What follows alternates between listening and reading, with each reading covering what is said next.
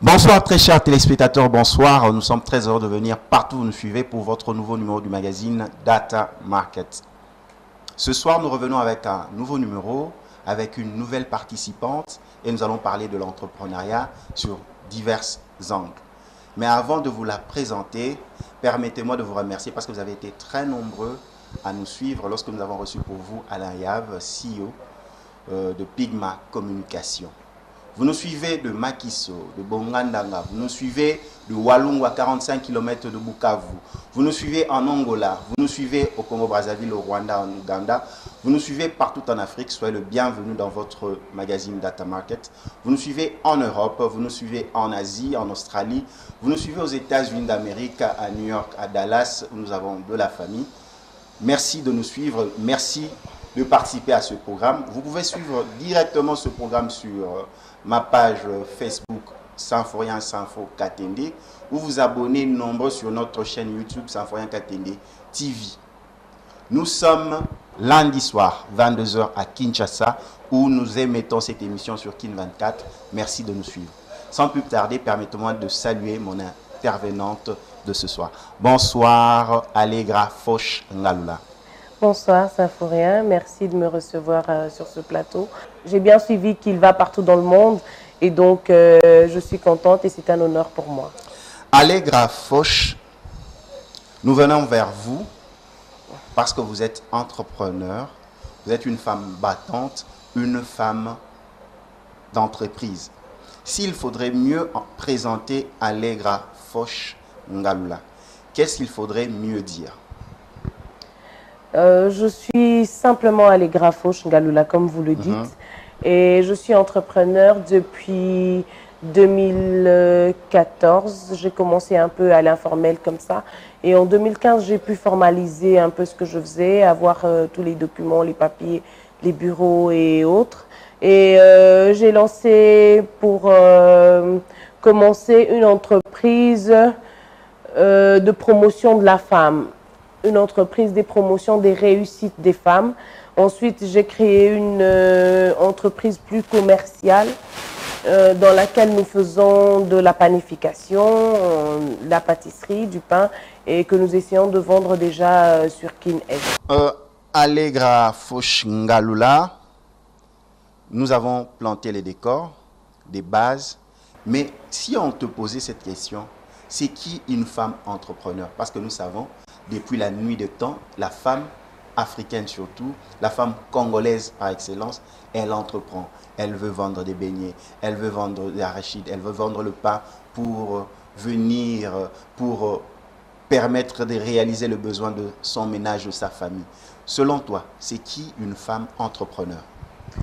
Alors, je pense qu'il y a deux volets en fait. Il y a l'entrepreneuriat, c'est une activité que l'on fait, des services que l'on peut vendre, des produits que l'on peut revendre à des personnes, un certain savoir que l'on peut vendre à des personnes pour régler leurs problèmes, pour trouver une solution à leurs problèmes, et ce de manière continue et soutenue dans le temps. Alors il y a aussi cette sorte de débrouillardise que la femme africaine, puisqu'elle en a les capacités et elle est forte, a toujours l'habitude de faire.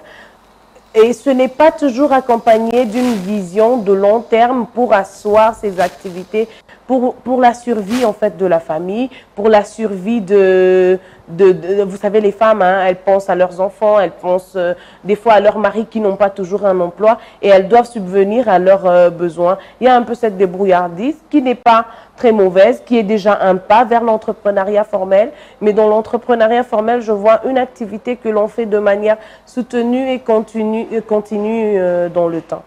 Il y a un jeune qui te suit de Bongandanga, de Ikongo Nkela, on va même au Sénégal, île de Gorée, qui voudrait savoir d'où t'es venue cette capacité d'entreprendre.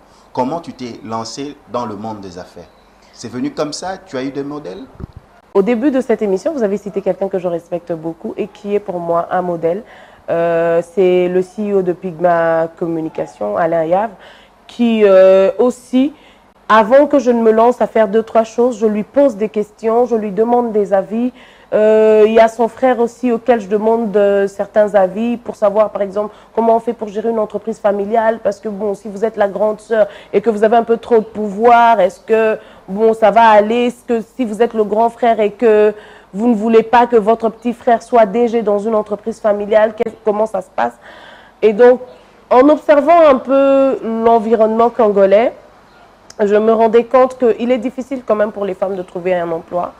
Il est difficile pour les femmes d'avoir cette grosse ambition, en fait. Parce que, même, je viens de le dire tout à l'heure, c'est que les femmes font des activités commerciales ou un entrepreneuriat pour la survie. Il n'y a pas une vision qui se cache derrière. Mais quand on regarde comment, dans d'autres pays d'Afrique, les femmes évoluent, comment elles réussissent, et elles deviennent milliardaires, millionnaires. On se dit, on peut aussi en RDC créer quelque chose, trouver qui apporte de la valeur, qui crée des emplois. Et c'est comme ça que je me suis dit qu'il faut que je fasse quelque chose. Et j'ai commencé à le faire depuis que j'étais à l'université. En fait, j'étais l'étudiante. Il y a un de mes professeurs qui me rappelle ça souvent. Et même aujourd'hui, quand on se rencontre, il me dit, Mademoiselle Fauche, vous vendiez quoi? Des parfums? Je dis oui, je vendais des parfums, je vendais des chemisiers et un peu toutes sortes de choses quand j'étais à l'université. Et c'est ça qui m'a accompagnée, qui m'a motivée à créer ma propre entreprise, à vouloir avoir une carrière dans cette entreprise-là. Et selon vous, quels sont les défis que l'on doit relever lorsqu'on se lance dans l'entrepreneuriat?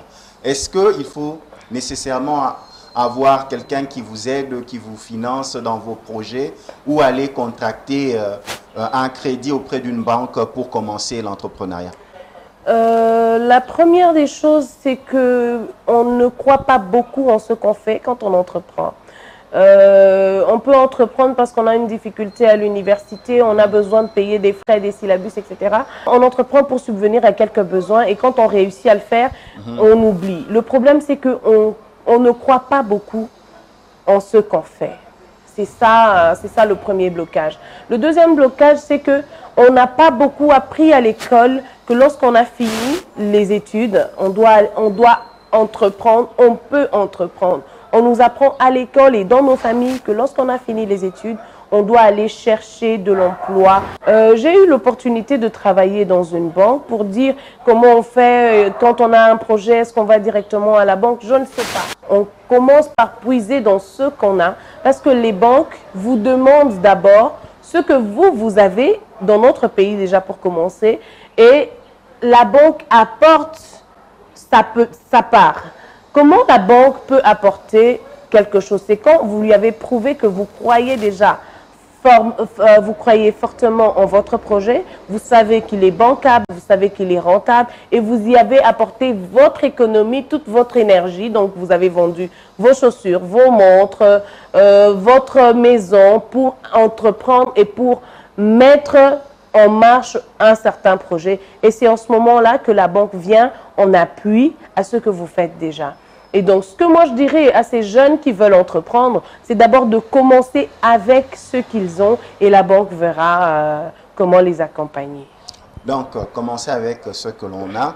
Par exemple, j'ai une idée, je me dis, bon, je vais me confectionner des babouches traditionnelles en raffia et essayer de vendre. Maintenant, je me dis ceci, je vais confectionner des babouches ou bien ce panier. Il me faut des intrants de première nécessité pour faire des nasses, ainsi de suite. Mais qu'est-ce que je fais quand je n'en ai pas? J'attends ou bien je me greffe à quelqu'un d'autre qui travaille déjà dans le domaine, qu'il m'apprenne, j'apprends les rouages du métier. C'est aussi une des possibilités? Oui, vous le dites déjà bien. C'est que c'est une option à regarder. Vous n'avez pas d'argent, vous pouvez travailler pour quelqu'un, vous pouvez proposer de travailler par exemple 6 mois, d'épargner un peu d'argent dans les 6 mois et de prendre cet argent-là pour commencer. Donc ça, c'est aussi une des façons de faire qui peut aussi aider. Voilà. Même au niveau de la famille, au niveau des amis, vous pouvez leur dire, écoutez, moi je veux commencer à vendre des babouches en raffia. Et il faudrait quand même que vous soyez déjà capable de vendre votre idée, de la défendre, de donner envie aux autres d'adhérer et d'épouser votre idée. Vous venez, vous dites, ah, je vais vendre des babouches en raffia, etc. Mais est-ce que ça va vous plaire? Est-ce qu'il faudrait que je mette quel détail? Mais je vais vous proposer. Vous proposez à votre famille, vous proposez à vos proches. Vous pouvez même leur proposer d'être partie prenante d'être une partie prenante de cette affaire. Vous pouvez leur dire, est-ce que si tu mets 2000 francs dans cette affaire, tu sais, je peux vendre 10 paires de babouches et je pourrais te rendre tes 2000 francs. Donc, c'est un peu aussi cette façon-là de faire, vu qu'on est dans un pays où l'accès au crédit est encore un peu difficile. Donc, il faut trouver des moyens. Si vous n'êtes pas une start-up qui a une grande capacité de développement et de capitalisation, donc vous pouvez recourir à ces pratiques-là. Ça marche des fois. Si vous nous prenez de court, nous recevons pour vous Allegra Foch Ngalula, qui est femme d'affaires, entrepreneur, elle a diverses casquettes, avec elle on est en train de parler un peu de ces méandres de questions concernant l'entrepreneuriat. Allegra, ce que j'ai aimé à chaque fois, il y avait un mot qui revenait, famille, famille, famille, famille. Quelle est la place de la famille dans un projet, par exemple, entrepreneurial? La famille aussi soutient? C'est aussi positif lorsque tu sens que ton moral, tu es soutenu par ta famille? C'est la base, hein, la famille. Donc, ce sont les premières personnes qui viennent soit vous encourager, soit vous décourager, soit enrichir votre idée. Oui, décourager aussi, il faut le dire. Parce que c'est des fois à cause de la famille que d'autres personnes n'entreprennent pas. On peut vous dire, oh, je vais quitter mon travail parce que je dois devenir entrepreneur. Tout le monde va vous demander, mais comment vous allez vivre? Mais qu'est-ce qui va se passer dans votre vie après? Non, c'est prendre trop de risques, ne le fais pas. C'est toujours dans la famille que ça se passe. C'est d'abord dans la famille que ça se passe. C'est comme ça que je parle souvent, je parle beaucoup de la famille. Mais en même temps aussi, ça peut être dans la famille où on vous encourage. Quand vous avez une belle idée, on peut vous dire, bon, tiens, Allegra, mais c'est une très belle idée, il faudrait la mûrir, il faudrait travailler, il faut donner du temps pour qu'elle puisse voir le jour. Parce que des fois, on a toujours trop d'idées, mais après, leur application et le suivi ne donnent toujours pas des fruits. Mais c'est au niveau de la famille d'abord qu'il y a toutes ces influences. Mais Allegra, il y a aussi ce côté accomplissement en tant que femme. Parce que souvent, on vit dans une société moderne, la femme entrepreneur, après de lui un homme qu'il chérit, soit un fiancé, copain, mari. Et on va au-delà, il y a la femme épouse dans un foyer, qui a enfant. Maintenant, comment on gère tout cela? Parce que moi-même, en tant que femme, si je suis un homme, mais je me mets à ta place, femme, tu as des ambitions, mais il y a des pesanteurs sociales. Oui. Femme de, épouse de, fiancée de, mère au foyer. Maintenant, comment on gère tout cela pour essayer de se sortir de ce méandre et atteindre cet objectif d'entrepreneur? Parce que ce n'est pas facile, hein? Oui, ce n'est pas facile, mais ce n'est pas seulement difficile pour les femmes. C'est difficile pour tout le monde, les hommes aussi. Vous savez, on ne peut pas dire qu'on est accompli seulement quand on a une vie professionnelle qui est florissante. On est aussi accompli quand on a une vie familiale stable. Mais les femmes et même les hommes qui travaillent beaucoup, qui n'ont pas de temps pour leur famille, ils ne sont pas toujours contents, même s'ils arrivent à avoir des résultats extraordinaires dans leur travail. Il y a quand même ce petit temps-là qu'ils doivent créer pour marier leur vie professionnelle à leur vie familiale. Et je pense que c'est tout à fait possible pour les femmes aussi, parce qu'elles sont aussi des hommes, donc elles ont les mêmes occupations, les mêmes horaires, et c'est possible de revenir chez soi et s'occuper de sa petite famille. Allegra, la place de l'échec dans l'entrepreneuriat. Peut-on échouer? Il y a des moments où tu as eu à faire couler les larmes, tu dis, tiens, oui, j'ai investi tout ce que j'avais, oui, j'ai cru. Comment tu gères ces moments pareils? Je me dis souvent une chose, l'or doit brûler pour briller, hein. Donc, on passe par le feu avant de briller, quoi. Ce n'est pas facile de dire que vous pouvez tout de suite, vous commencez votre affaire et tout de suite ça marche. Ça arrive, mais ce n'est pas toujours le cas et beaucoup de gens n'en parlent pas. On parle d'une personne, elle est très en lumière lorsque c'est une success story, c'est Jeff Bezos, c'est Bill Gates, c'est Alain Yav. On dit tout de suite, ah voilà. Mais on ne sait pas par quoi toutes ces personnes-là passent. Il faudrait peut-être qu'on parle beaucoup aussi du fait que vous lancez une entreprise en 2016 et 2-3 mois après, elle commence à fonctionner. Vous avez un gérant qui, bon, quand même, il a une façon spéciale de gérer cet argent-là et vous êtes un peu bloqué, vous ne savez plus avancer parce que ça s'est arrivé, parce que, bon, c'est difficile aussi de gérer, c'est difficile de tout suivre en même temps si vous faites plusieurs choses en même temps aussi. Donc, l'échec, c'est une opportunité de mieux faire, une opportunité de rebondir. Ce n'est pas fatal. Ça devient fatal que quand vous mourrez de votre échec, mais tant que l'échec ne vous a pas tué, ça vous permet de revoir, de vous reprendre, de revoir un peu ce que vous n'avez pas bien fait. Quand j'ai commencé ma société, l'exploitation de ma société en 2016, j'ai connu des problèmes. À un moment, c'était les machines qui ne fonctionnaient pas. À un moment, c'était le personnel qui n'était pas qualifié. Et tout ça, ça faisait que même autour de moi, il y avait des gens qui me disaient « Non, mais tu as investi quand même de l'argent. Est-ce que ce n'est pas une bonne idée d'arrêter? Mais vraiment, ça te fait souffrir. » Et c'est comme j'ai dit, on échoue des fois parce qu'on ne croit pas beaucoup en ce qu'on fait. Moi, j'y croyais, je disais, écoutez, ce n'est pas toutes les entreprises qui marchent la première année. Et d'ailleurs, quand on fait des fois des projections de la valeur nette actualisée de nos projets, on se dit qu'on commence généralement à récupérer, pour la plupart d'entreprises industrielles et autres, on commence à récupérer le capital à partir de la 3e année. Donc, je ne peux pas me dire que c'est un échec tout de suite. Je peux me dire que c'est un mauvais temps, mais ça va passer et on va passer à autre chose. Toutes ces personnes qui ont réussi, ce n'était pas le même jour. On doit passer par le feu et même le diamant, on le taille un peu pour qu'il puisse briller. Donc l'échec n'est pas une fatalité dans le monde des affaires. Non. Depuis na PCN investi ça. Donc tu ne peux pas te décourager. Non, il ne faut pas se décourager, il faut mieux faire ou réorienter un peu sa vision et ses objectifs. Des fois, on a des objectifs surréalistes. Il faut peut-être les ajuster de temps en temps, regarder est-ce qu'on a bien fait, est-ce que tout est en marche pour que nous atteignions ces objectifs, mais est-ce que les objectifs sont réalisables et réalistes? Ça aussi, c'est ce qu'il faut voir. Mais l'échec, ce n'est pas du tout une fatalité, c'est une opportunité de mieux faire. Allegra, il y a un peu de pique, hein? Tu me permets, il y a un peu de pique. Mais pour certaines pensées qui se disent que non, Allegra est belle, donc ce n'est pas du côté entrepreneurial fort que la réussite vient, c'est parce que c'est sa féminité qui joue.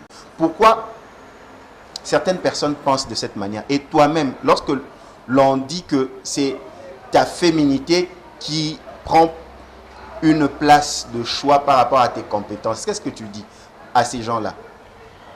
Bon, je pense que cette façon de voir les choses est un peu, je veux dire, un peu dégradante pour les femmes et aussi pour le siècle dans lequel nous sommes. Hein, vous savez, si vous êtes dans votre ménage et que vous pouvez apporter 500 $ et que votre femme peut apporter aussi 500 $ ou 300 $, je pense que votre ménage, il est bien mieux qu'un ménage qui n'avait qu'un seul revenu, le vôtre.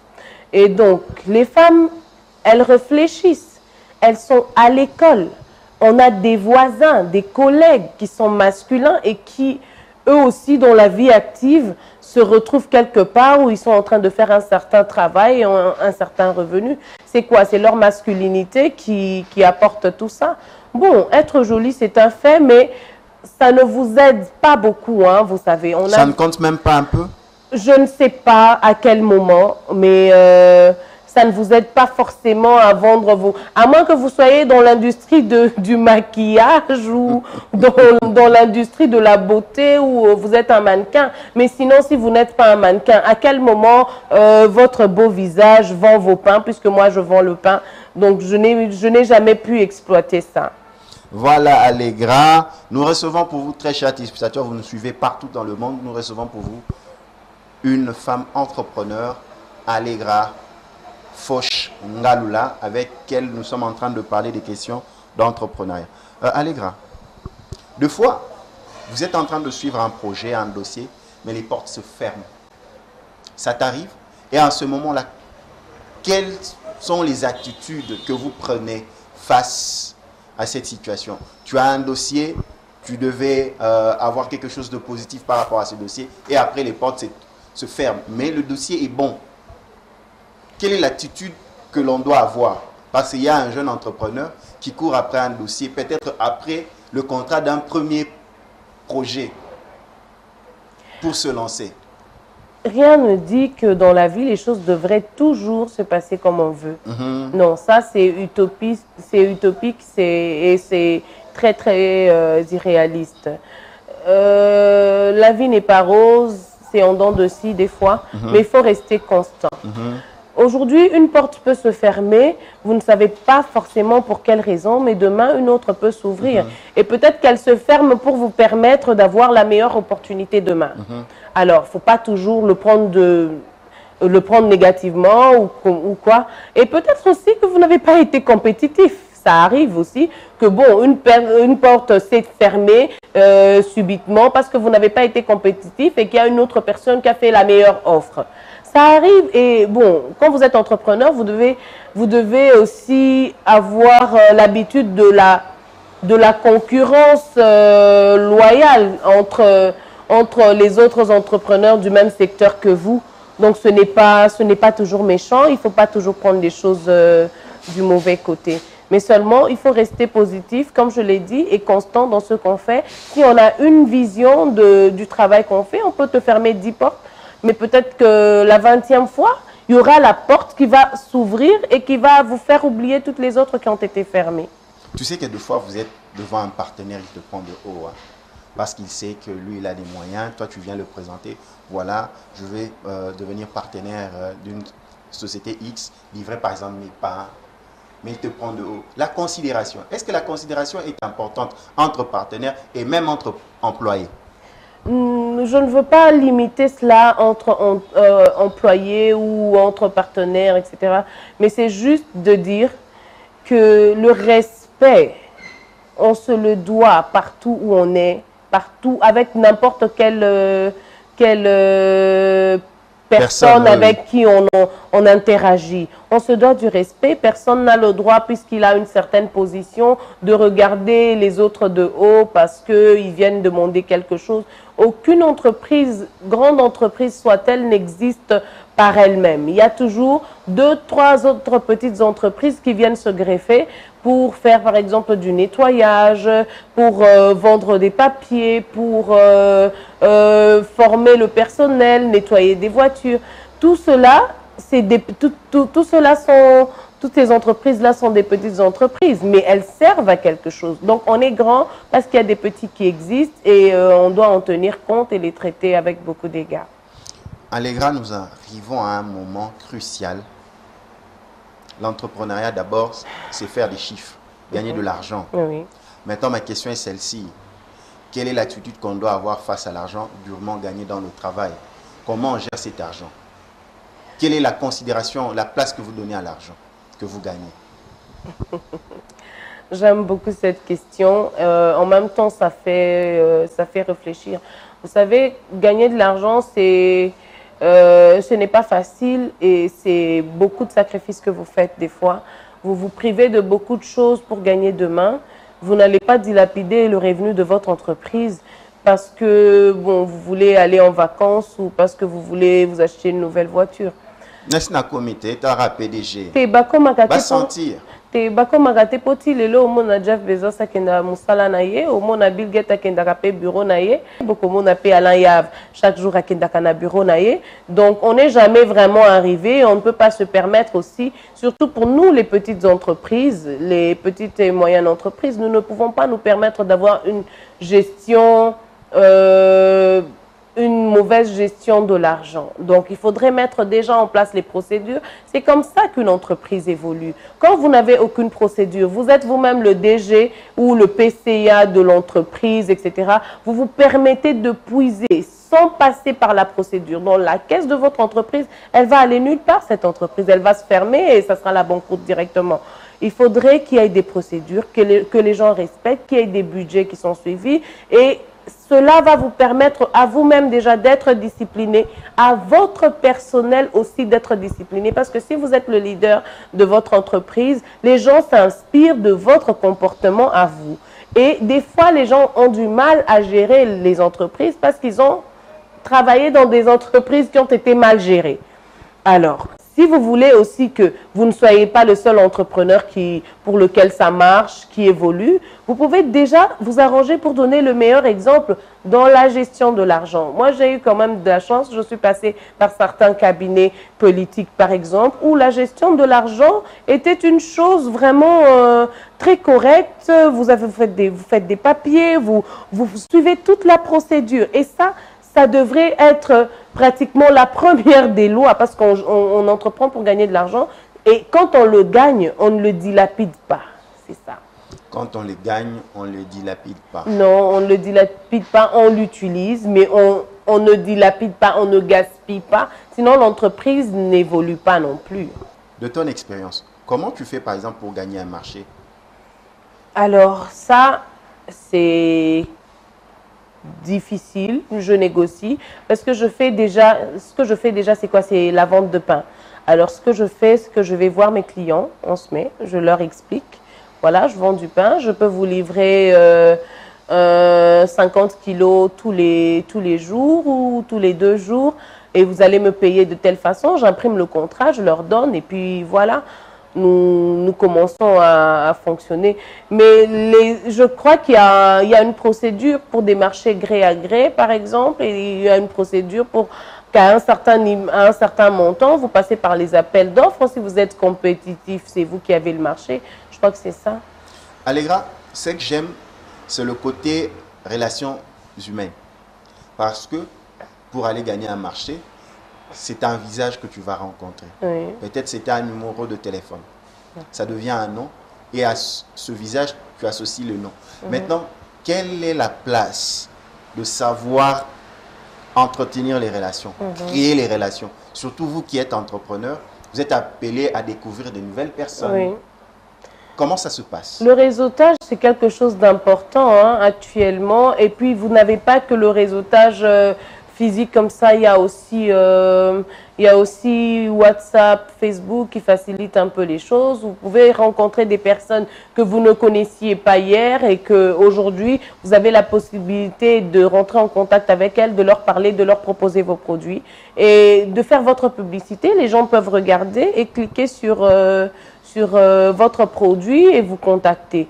Donc aujourd'hui, il y a un peu cette dimension, il y a la dimension des événements aussi, où on vous invite par exemple à une soirée d'entrepreneurs, il y a des gens qui peuvent avoir ces solutions à vos problèmes, il faut aller à leur rencontre et eux aussi, ils attendent peut-être quelque chose de plus, vous pouvez leur proposer aussi vos produits et puis il y a aussi Internet qui a facilité les choses. Donc tout ça, il faut entretenir, c'est un petit bonjour, quelques mailings une fois tous les 3 mois, question de rappeler que vous existez. Un coup de fil, un SMS, tout ça, ça compte.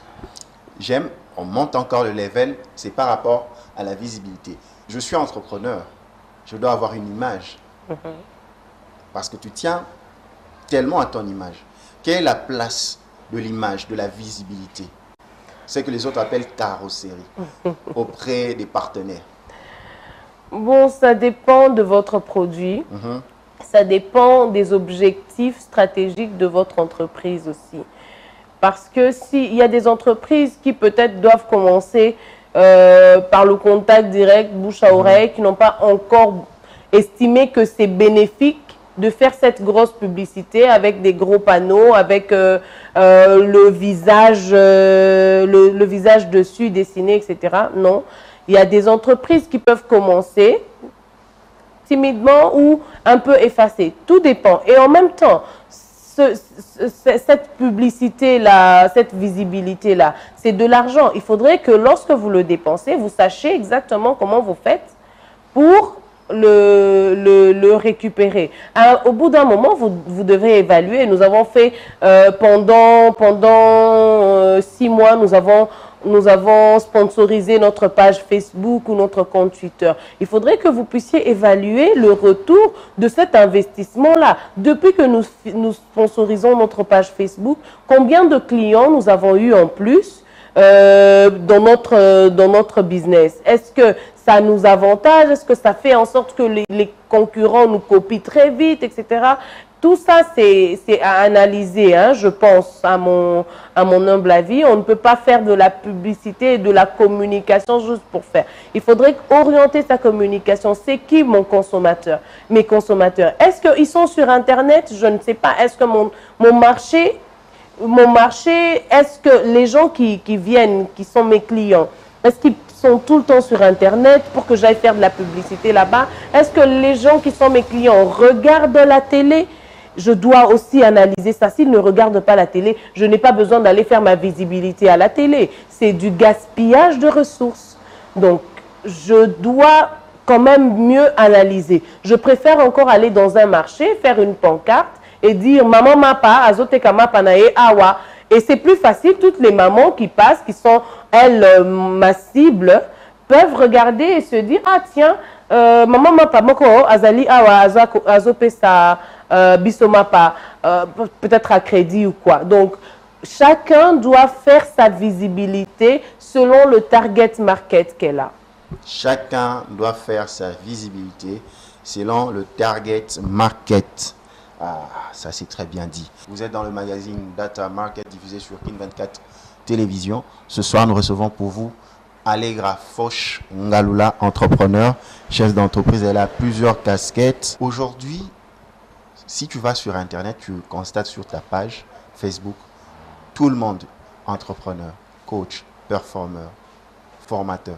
Est-ce que les affaires sont genre?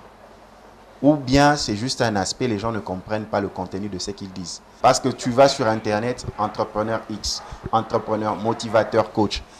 Est-ce que faire les affaires, c'est genre? Ou bien les gens se lancent dans des concepts qu'ils ne comprennent pas? Bon, je ne peux pas dire que les gens se lancent sans comprendre. Les gens, ceux qui sont des fois ceux qu'ils déclarent qu'ils sont, ou ce qu'ils déclarent qu'ils veulent être eux-mêmes. Si quelqu'un estime qu'il a 2-3 personnes qui croient en lui et qui veulent les coacher, je ne saurais pas lui dire que vous n'êtes pas coach. On devient coach à quel moment? Au moment où on a 1 million de clients ou au moment où on a 3 personnes qu'on encadre et qu'on accompagne et qui réussissent. Donc, ce jugement de valeur, moi, je ne suis pas vraiment dedans. Mais je peux dire, pour ce qui me concerne personnellement, je parlais d'entrepreneuriat, j'étais invitée quelquefois à des conférences à l'université, mais en même temps, ma société ne faisait pas vraiment des revenus que j'attendais. Ah bon? Ah oui. Alors, j'ai tout arrêté. Je ne suis pas allée en conférence pendant près d'1 année, en attendant que ma société devienne rentable. Alors, quand ma société est redevenue rentable, j'ai commencé à couvrir toutes mes charges, à avoir un salaire et à pouvoir épargner de temps en temps. Là était le moment de pouvoir partager quelque chose. Parce que pour que tu partages aussi, il faut que tu aies quand même vécu ça. J'ai vécu les moments de disette dans l'entreprise où je ne savais pas payer les loyers. Je ne savais pas très bien payer mon personnel. À un moment, c'était compliqué. Mais cette personne-là c'est vrai qu'on peut parler de nos échecs, mais vous n'êtes pas vraiment au top pour parler d'entrepreneuriat en ce moment-là. C'est personnel, c'est ma façon de voir. Quand mon entreprise a repris sa santé financière, son développement, etc., j'ai encore la possibilité de pouvoir parler de ça. Parce que je peux dire, bon, tango simba kite, to sala kiboe. Parce que tango simba kite, nous avons organisé une sorte de dégustation pour les femmes. Elles sont venues, il y avait une 50aine de femmes qui sont venues à notre pâtisserie. Elles ont goûté et nous leur avons prêté en fait nos produits. Et nous avons quand même retenu une trentaine. C'était une action parce que nous avions remarqué que notre entreprise n'était pas rentable. Il fallait faire quelque chose et c'est ça que nous avions décidé de faire. Aujourd'hui, je peux être là sur votre plateau et je peux parler de cette expérience-là. Je peux partager ça, je peux dire on n'a pas pu faire ceci, on n'a pas pu atteindre nos objectifs parce qu'on avait des problèmes, mais on a fait ça pour rattraper et c'était bien. C'est un peu ça mon avis. En tant que femme entrepreneur, jeune entrepreneur, quelles sont les difficultés auxquelles vous faites face ou le décideur en place politique, administratif peut améliorer pour que les entrepreneurs puissent s'élancer, être à l'aise? Il y a beaucoup de solutions, hein. Je pense même que nos décideurs ont déjà mis en route certaines de ces décisions-là pour faciliter l'accès au crédit parce que ça reste l'un des gros problèmes. Mais à cela, j'ajoute un peu cet encadrement-là.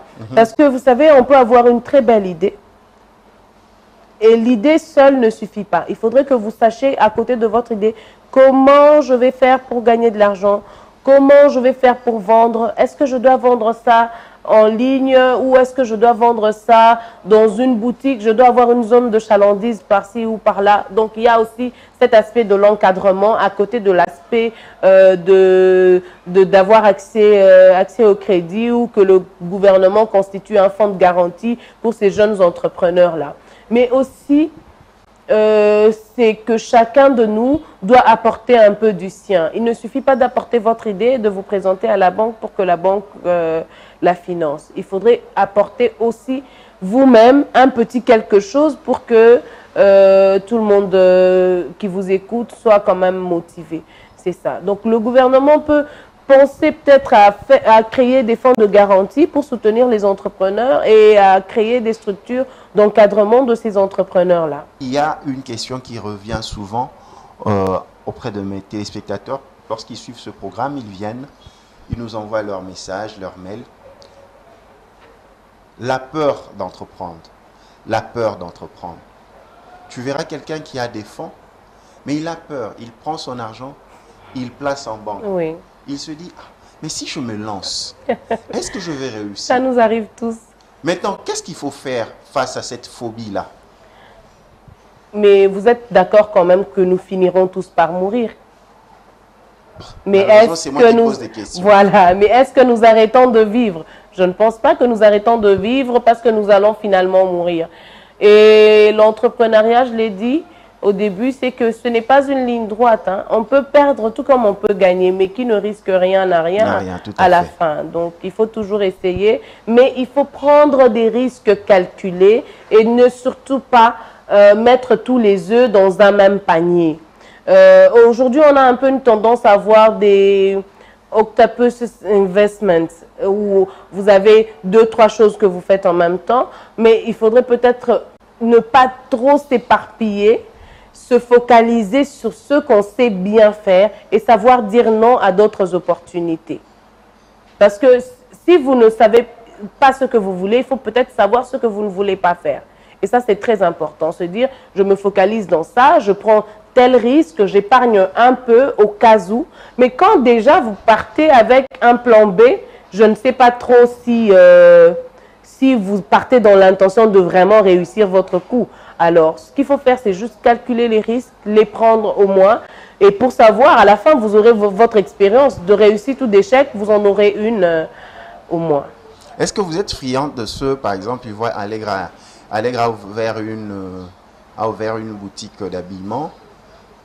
Tania a aussi fait la même chose. Vous êtes pour la complémentarité ou bien le copier-coller dans l'entrepreneuriat? Ce mimétisme-là est un peu à la mode. C'est pour ça que je dis que les gens entreprennent pour survivre, pour payer juste quelques factures, etc. Moi, je suis allée dans le pain. J'aurais pu vendre des chaussures puisque j'aime bien les chaussures, mais j'ai préféré vendre quelque chose de laquelle je suis sûre de retirer un bénéfice. Vous pouvez continuer, vous pouvez faire comme les autres parce qu'elles vous inspirent, ce qui n'est pas mauvais, mais il faudrait que vous apportiez votre touche. Que vous apportiez votre touche qui fasse qui vous fasse vous distinguer des autres. Sinon, c'est quel intérêt? Quand vous faites une boutique à côté de la boutique de votre ami, pourquoi, il faudrait répondre à cette question, pourquoi monsieur Faustin devrait acheter sa chemise chez vous et pas chez votre voisine? Il faudrait que vous arriviez à répondre. Dès que vous avez trouvé votre élément de différenciation, il n'y a pas de problème. Mais si vous copiez la même chose, je ne sais pas si les gens auront vraiment, ils seront captivés par le fait d'acheter chez vous essentiellement et pas chez les autres. Donc, je n'encourage pas beaucoup. Les gens doivent juste un peu réfléchir, voir ce qu'ils peuvent apporter de plus au lieu de copier. Mais comme vous l'avez dit, il faut investir en réduisant les risques. Ils voient que non, chez Allegra Foch, là, ça marche. Donc, je peux aussi me lancer. J'ajoute juste une boutique X à côté. Donc, ce n'est pas aussi toujours la continuité de la peur. On ne veut pas faire assez d'études, d'enquêtes dans le projet dans lequel on voudrait se lancer. Bon, je veux me lancer à côté de Allegra qui fait déjà ce qu'elle fait. Ça dépend.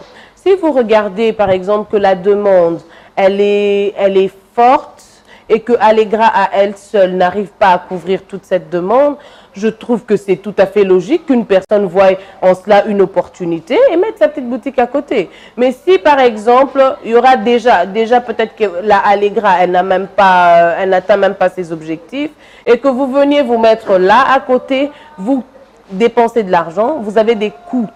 Vous avez des charges que vous ne saurez pas couvrir parce que vous et moi, on va se partager les mêmes clients. Donc, avant de penser à faire une copie, il faut essayer de réfléchir. Si, par exemple, vous dites que, bon, Allegra, elle fait ça, elle vend du pain, mais moi, je vais vendre des produits complémentaires. Ça veut dire que le même portefeuille de clients qu'à Allegra peuvent directement regarder chez moi et trouver les produits complémentaires, la margarine, la confiture, du sucre, du café, etc. Ça, je trouve que c'est quand même intelligent plutôt que de copier, de faire la même chose pour vous partager les clients et à la fin ne pas vraiment gagner comme on l'attendait. Question directe des téléspectateurs. Alors, comment identifier une opportunité d'affaires? Par exemple, en voyant déjà ce que Allegra fait, parce que vous avez parlé de complémentarité. Et là, ça a attiré notre attention. Comment identifier une opportunité d'affaires dans son environnement, parce que vous avez parlé de zone de chalandise, pour le plus pousser en commerce, ils savent que non, c'est le milieu où vous pouvez avoir des potentiels clients. Mais là, maintenant, quelqu'un qui se dit, oui, Allegra dit un mot, super, oui, maintenant, comment je fais pour identifier l'opportunité d'affaires? C'est chaque fois que vous observez dans votre société, dans votre environnement, tous les problèmes que vous trouvez là-bas sont une opportunité. Lorsque vous arrivez à résoudre ces problèmes et vous pouvez vendre votre solution. Le quartier où j'habite, j'observe un peu comment on gère la sécurité. Alors, il y a une barrière. Je me dis, bon, comment je fais? Parce que là, c'est un problème. Quand il y a une barrière, si par exemple, on ne contrôle pas très bien les gens qui rentrent, on ne sait pas très bien qui vient, ça peut créer des problèmes à la longue. On n'est pas vraiment en sécurité. Qu'est-ce que je peux faire de plus? Parce qu'il y a ce problème-là. Est-ce que si nous mettons quelques caméras de surveillance, ça peut résoudre le problème? Nous avions aussi vu qu'il y avait des problèmes à Kinshasa. On enlevait beaucoup de femmes dans les taxis. On allait les maltraiter, les frapper et des fois même les violer. Et nous avions fait une campagne dans un bus à Kinshasa, donc entre Kitambo Magasin et le boulevard, où nous demandions aux gens s'ils seraient confortables à l'idée que nous mettions des caméras de surveillance dans les bus ou dans les taxis pour que les femmes y soient en sécurité et qu'une entreprise quelconque soit en train de gérer cette sécurité, qu'il y ait au moins, je peux me dire que il y a eu un problème, on est parti de ce problème-là, c'est quoi? Les femmes meurent, les femmes sont enlevées, elles sont violentées, etc. Comment on peut résoudre ce problème-là? On peut mettre des caméras de surveillance dans les taxis. Est-ce que ces caméras de surveillance, on peut les vendre? Oui. Ah, c'est une opportunité. On peut les vendre, mais on les vend comment? On définit notre business model. C'est comme ça qu'on peut trouver une opportunité d'affaires. Allegra, nous prenons déjà la dernière ligne droite de nos échanges. Nous avons beaucoup aimé, nous avons beaucoup partagé. Et là, il y a une jeune femme, un jeune homme qui passe par des moments très difficiles.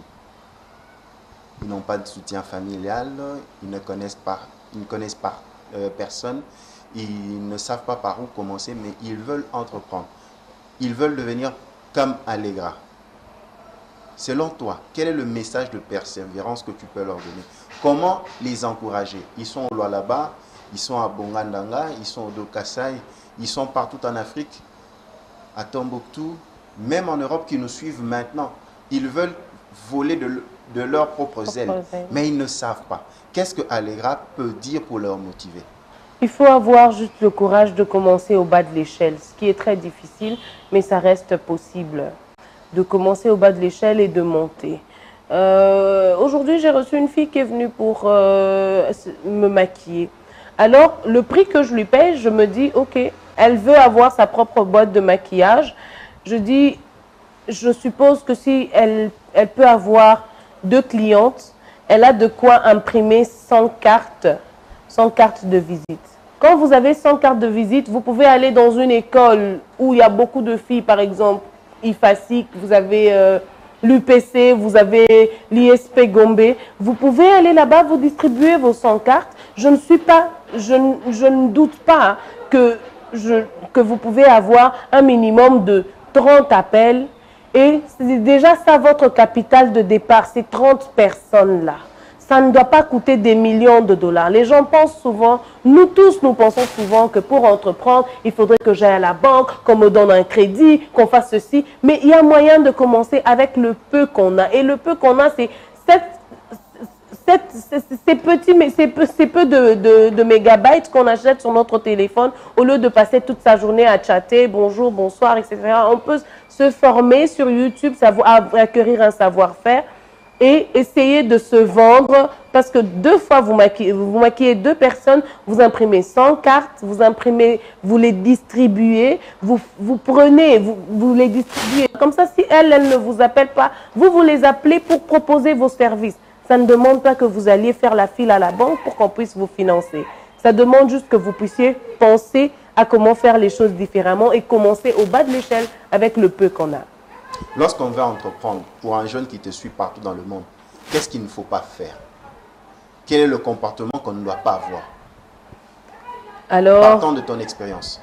On doit au maximum s'informer sur ce qu'on veut faire. Ok. Avoir le maximum d'informations. Comment ça marche? Qui d'autre le fait? Est-ce que quelqu'un a déjà pensé à ça avant?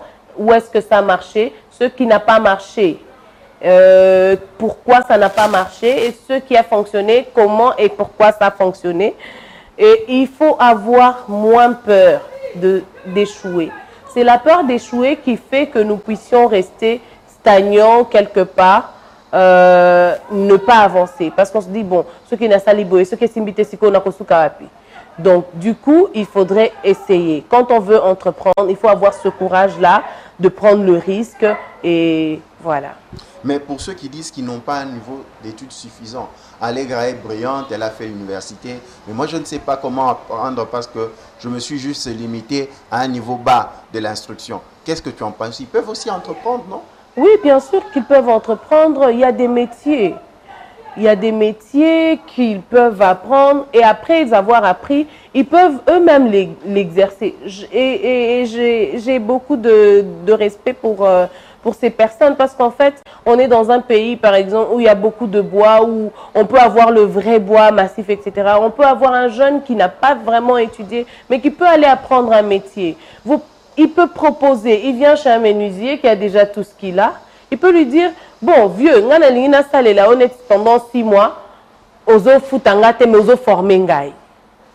Nazo katelaka obamabaya, ozo lakisanga, nazo salelaka yo. C'est une option, mais en même temps, il faudrait aussi que notre gouvernement puisse nous aider. puisse aider ces personnes-là qui n'ont pas des moyens en créant des ateliers dans des communes, ça et là, où les jeunes peuvent aller apprendre toutes ces personnes qui sont défavorisées et les réorienter. Il y a des projets du gouvernement. Vous pouvez venir, vous n'avez pas d'argent pour payer, on vous forme et après vous êtes réorienté dans un projet du gouvernement pour aller y travailler et payer votre dette. Donc il y a toujours 2-3 choses qui sont possibles à faire pour régler ces problèmes. Allegra Foch Ngalula, c'est déjà la fin de nos échanges. Le temps passe vite. Vraiment. Qu'est-ce que nous pouvons retenir de votre passage dans ce numéro de Data Market Magazine Premium? Pour finir, je voudrais dire que l'entrepreneuriat, c'est la seule voie de sortie que nous avons pour développer notre nation. Et nous avons une nation qui a la chance d'avoir sa population jeune. Donc la plupart ont entre 20 et 40 ans, 45 ans peut-être. Et que c'est déjà ça le potentiel que nous avons. La population, c'est 80 millions. C'est encore une opportunité pour nous de faire quelque chose. Je voudrais que chacun des Congolais où il est, qu'il pense à ce qu'il peut faire pour la nation, afin que la nation lui rende ça un jour. Et ce qu'on peut faire pour la nation, ce n'est pas toujours d'être le président de la République. Tout le monde ne peut pas être le président de la République pour faire des choses pour la nation. Mais chacun dans son coin peut créer une entreprise qui emploie 1 ou 2 personnes et on peut développer le Congo, on peut atteindre le plein emploi. Allegra Foch Ngalula, merci. Je vous remercie aussi de m'avoir invité sur ce plateau. Très chers téléspectateurs, nous avons reçu pour vous Allegra Foch Ngalula, entrepreneur, femme d'affaires. Elle a plusieurs casquettes. Avec elle, elle a suscité cet espoir, cet esprit entrepreneurial auprès de tous ceux qui nous ont suivis et surtout auprès de jeunes. Vous avez raté cette émission le lundi à 22 h juste sur Kin 24 Télévision. Rattrapez-vous le mardi à 11 h juste pour la rediffusion. Vous pouvez aussi suivre ce magazine à volonté en vous abonnant sur notre chaîne YouTube Symphorien Katende TV ou aller suivre sur notre page Facebook Symphorien Sympho Katende. Quant à moi, je vous dis à la prochaine. Ciao. Que Dieu vous bénisse.